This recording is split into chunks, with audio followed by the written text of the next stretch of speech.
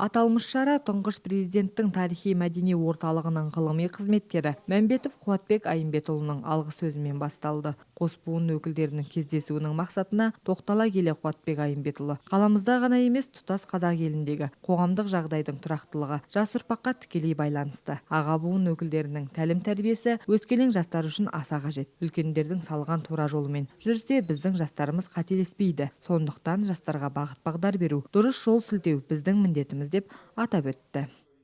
Бүгінгі іс-шарада аға буын өзінің жастарға өзінің тәжірибесі мен еңбек жолы мен өткен Қазақстанның өткен тарихы мен бүгінгі жастар таныстырды.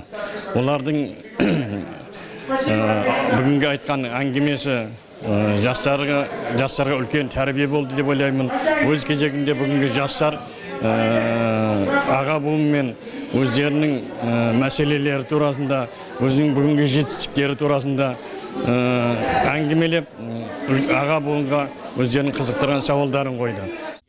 Жиын барысында қалалық ардагерлер кеңесінің төрағасы Бірлікбай Ордабаев, қалалық ақсақалдар алқасының төрағасы Зейнолла Мұхамедяровтар сөз алып, жастар тәрбиесі жөніндегі құнды пікірлерін ортаға салды. Өз кезегінде Теміртау жоғары политехникалық колледжден келген студенттер арасынан Баймырзаев Нұрзас, Астахов Данилдер жастардың атынан ардагерлер қауымына жүрекжарды тілектерін жеткізіп, алғыстарын айтып жатты. Ал қандай жиын болмасын, әсем әуенімен кештің көркін кіргізіп жүретін кешегі серілердің сынығы Айтжан Исқақов сақал қара домбырасымен тамылжыта ән салды.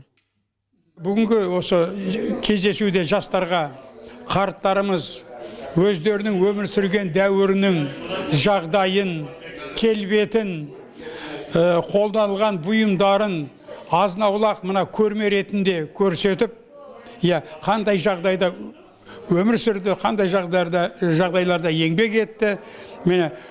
Соның нәтижесінде мына осы бүгінгі ұрпақ осы қызығын көріп отырған заманды орнатты.